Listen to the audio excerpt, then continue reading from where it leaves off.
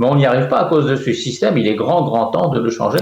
Et ce qui me désespère vraiment, c'est qu'aucun parti, ni à gauche ni à droite, n'a dans son programme de changer le mode électoral en Israël pour qu'on arrive enfin à un paysage politique stable. Nous avons le plaisir d'être en ligne avec Albert Lévy. Albert, bonjour, Boker Tov. Bonjour Daniel, comment allez-vous ? Eh bien, nous, ça va très bien. On espère que chez vous, ça va aussi. Je rappelle à nos auditeurs que vous êtes un homme d'affaires, que vous avez fait une apparition, on va dire, politique lorsque vous étiez candidat à la députation dans le parti Zéhout de Moshe Feiglin. C'était il n'y a pas si longtemps que cela, mais ça paraît être une éternité, puisqu'il y a beaucoup de choses qui se sont produites sur l'échiquier politique depuis. En tout cas, on a bien besoin de votre éclairage pour essayer de mieux comprendre un peu pourquoi cette formation de la coalition gouvernementale, qui semblait apparemment être une sorte de tâche relativement facile, relativement aisée, prend tant de temps, elle est si laborieuse et on a le sentiment qu'aucun des partenaires de la coalition n'est véritablement satisfait de ce qui est en train de se passer.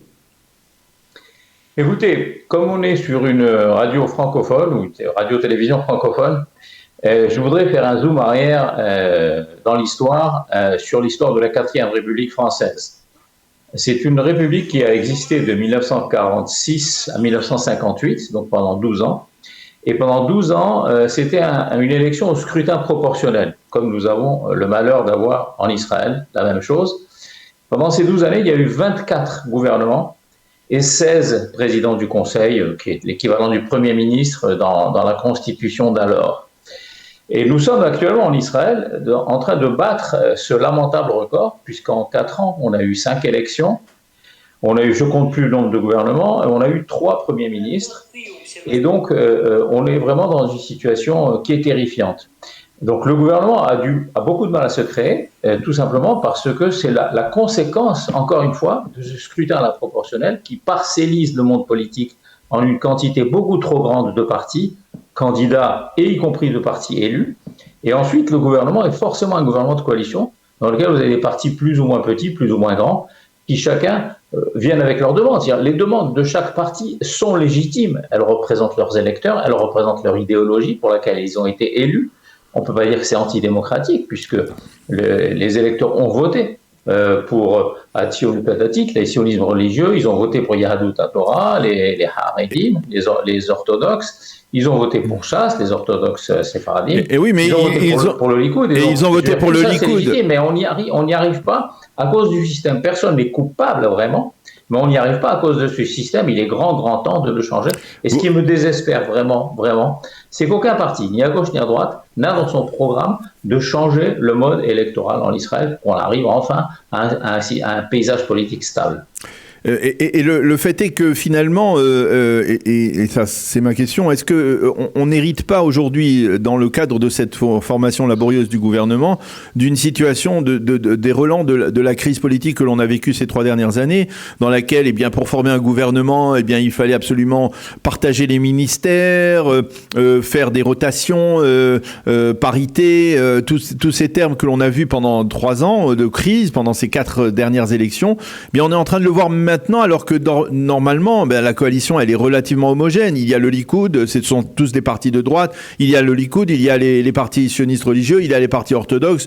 Pourquoi être obligé, par exemple, comme on entend ce matin que c'est apparemment le plan de Binyamin Netanyahou, de séparer des ministères comme le ministère de l'intégration et de la Aliyah, le ministère des sports et de la culture, pour dire finalement, ou alors faire une sorte de rotation entre le ministère des Finances, qui serait dans un premier temps à Bezalel Smotrich et dans un second temps à Aryeh Deri, qui ont 2 approches, on va dire, économiques totalement opposées. Pourquoi tout cela ? Eh bien, tout pour la même raison, c'est que le paysage politique est totalement parcellisé à cause de ce scrutin à la proportionnelle, et ça se reflète ensuite dans la création du gouvernement. Je suis entièrement d'accord avec vous que la division sur mesure en petits morceaux et en sous-petits morceaux de ministères et de différentes administrations pour les passer de tel endroit à tel endroit, c'est totalement ridicule et ça coûte énormément d'argent sur le plan budgétaire. C'est également une honte pour un pays qui se prétend démocratique comme Israël d'envisager de faire passer des lois sur mesure pour autoriser, par exemple, Aryeh Deri à être ministre, on va en catastrophe cette semaine essayer de passer une loi pour lui permettre d'être ministre malgré les infractions qu'il a commises et pour lesquelles il a été condamné. De la même manière, il faut qu'on passe une loi pour changer le règlement de la police de façon à pouvoir rattacher, de façon à ce que les fonctions qui sont destinées à Ben Gvir soient effectivement faisable. Et donc, en réalité, on crée des lois sur mesure, on redivise des ministères. Et comme vous l'avez signalé à l'instant, la rotation est une très, très mauvaise chose. Une étude avait été publiée il y a quelque temps selon laquelle la moyenne de vie d'un ministre, c'était à peu près 18 mois en Israël. Et là, si en plus on rajoute des rotations, c'est-à-dire qu'un ministre qui pourrait être ministre pendant 4 ans, on lui donne que 2 ans, puis après on met un autre ministre pendant 2 ans, ça fait que ça rend la gestion à long terme extrêmement problématique. Donc on est vraiment dans une sale situation. Je suis ravi, comme beaucoup d'Israéliens, du résultat des élections, comme la grande majorité des Israéliens, mais je suis désespéré par ce spectacle lamentable. C'est vraiment un bazar, un bas-fond de bazar. Et qui est responsable de ce bazar? Est-ce que Binyamin Netanyahou est en partie responsable? Il aurait peut-être dû taper du poing sur la table dès le début et puis poser de ses conditions, lui, en tant que Likoud, parce que finalement, c'est ce qu'il dit aujourd'hui. Il l'a dit hier, c'est moi qui dirigerai. Il a dans un effort d'apaisement face à la communauté internationale qui est inquiète par l'arrivée de Ben Gvir et de Smotrich. Eh bien, il a dit c'est moi qui vais diriger, c'est le Likoud qui va diriger. Mais bien finalement, si c'était lui le Likoud qui devait diriger finalement, pourquoi il n'a pas imposé d'emblée des conditions à la participation des autres formations, en sachant que le Likoud, c'est quand même le parti le plus important, la moitié de la coalition? Tout à fait, mais le système, la parcellisation de la Knesset, même si, comme vous dites, il y a une proximité idéologique entre les 4 partis qui devraient constituer la majorité du gouvernement, il y a quand même des approches tout à fait différentes, et puis il y a aussi des ambitions personnelles qui se font vivre. À ce propos, il ne faut pas s'imaginer que le fait qu'on ait 64 députés dans la majorité de Binyamin Netanyahou fait que le gouvernement sera là nécessairement pour 4 ans, puisque, comme vous le signalez, il y a beaucoup de gens au sein du Likoud qui commencent à gronder et qui pensent qu'on a donné trop de choses aux sionistes religieux, aux Haredim, et qui, par conséquent, il commence à y avoir une révolte au sein du Likoud, ce qui fait qu'il pourrait très bien y avoir des défections. D'autant plus que Binyamin Netanyahou ayant déjà servi 15 ans et va encore servir quelques années, et ayant un certain âge, bien qu'il soit encore en pleine forme, semble-t-il, fait qu'on pense quand même déjà dans les rangs du Likoud à l'après Netanyahou. Ce qui fait qu'en fait, il pourrait y avoir très bien 4 défections au sein du Likoud, ou bien 2 défections ou 3 au sein du Likoud, et puis 1 ou 2 dans les autres partis, et la majorité pourrait tomber et on repartirait encore pour des élections. Donc ce système électoral en Israël, c'est le principal coupable. Et Binyamin Netanyahou il en est lui-même prisonnier, puisqu'en fait, l'autorité, le Premier ministre en Israël, pour ceux qui ne le savent éventuellement pas, peut répudier des ministères. Il l'a déjà fait lui-même, Netanyahou, dans un passé plus lointain. Il avait licencié tous les ministres de chasse. Mais aujourd'hui, il ne peut pas le faire, parce que quel que soit chacun des 3 autres partis que le Likoud qui vont constituer le gouvernement, s'il les licencie, le gouvernement perd immédiatement sa majorité. Donc l'autorité du Premier ministre est entachée. Ce système est vraiment épouvantable, il faut absolument en sortir. Il y a eu des voix qui sont occupées, il y a un think tank israélien qui s'appelle Kohelet, qui a fait une proposition d'un nouveau mode électoral, mais ça n'intéresse personne. Il n'y a aucun parti qui se préoccupe de ça. Ce qui fait qu'on est toujours dans cette panade, dans cette espèce de bazar où chacun sature. Chacun vient avec encore une fois, avec des demandes qui sont légitimes, qui représentent leur idéologie, ce pourquoi ils ont été élus. Donc ils sont fidèles à ce que demandent leurs électeurs. Mais le résultat des courses, c'est que ça devient ingérable. Alors, dans ce paysage politique, certes morcelé, on se pose la question, le parti Zéhout, dans lequel vous étiez, dont vous étiez membre et donc candidat à la députation, il aurait eu sa place? Et où il se serait situé, si oui?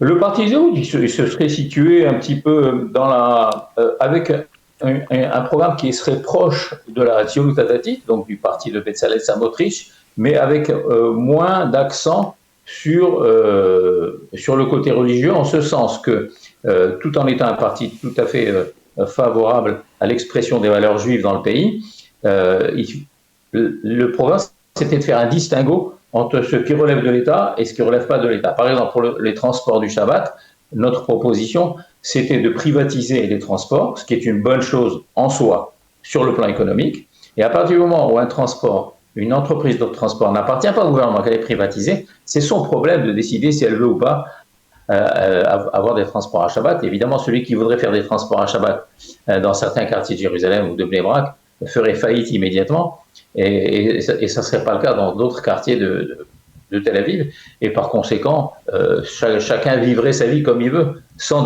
déranger son prochain. Par contre, si une entreprise de transport appartient à l'État, comme l'État est un État juif, il doit exprimer les valeurs juives, et par conséquent, il ne faut pas qu'il y ait une entreprise de transport qui transporte des passagers le Shabbat. Donc l'idée pour nous, c'était que tout ce qui est relatif à l'État, au gouvernement, exprime clairement et fortement les valeurs juives, et en dehors du gouvernement, chacun vit sa vie comme il l'entend, sans aucune coercition de type religieux ou de type non religieux ou de type laïque. Vous pensez qu'il y a une place quelque part? Il y aurait eu peut-être une place dans l'échiquier politique aujourd'hui pour Zéhoud, par exemple dans cet espace laissé vacant entre le Likoud et le sionisme religieux, qui a été tenté d'être rempli par Ayelet Shaked, mais pas avec beaucoup de succès?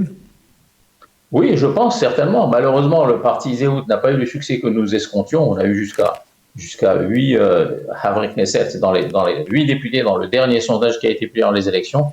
Et puis pour toutes sortes de raisons, le résultat n'a pas été au rendez-vous. On a eu 3,5 députés, comme il en faut 4, on en a eu 0. Et donc nos idées n'ont pas été représentées, mais je pense qu'en tout cas, nous avons été le seul parti à publier un vrai programme de 200 ou 300 pages, en abordant tous les sujets très très clairement et en disant ce qu'on ferait. Aujourd'hui, très peu de partis le font. Les programmes, c'est une feuille de chou, et la plupart du temps, ce sont des promesses verbales qui s'évaporent assez rapidement après les élections. Mais au niveau de la proximité idéologique, je pense que la Tzionut Hadatit, c'est sans doute le parti qui est le plus proche de ce qu'était Zéhoud, avec les différences que j'ai signalées, c'est-à-dire veiller à ce qu'il y ait une grande liberté au niveau individuel de chacun. La liberté était quelque chose. La liberté individuelle et la liberté économique étaient l'un des axes principaux du parti Zéhoud. Eh bien, Albert Lévy, merci beaucoup d'avoir accepté de répondre ce matin à nos questions, nous donner votre avis sur cette situation politique, malgré tout complexe, de formation difficile de cette coalition gouvernementale. Merci beaucoup d'avoir été avec nous ce matin. Bonne journée, à bientôt. Merci à vous, Daniel, et merci aux auditeurs. Au plaisir.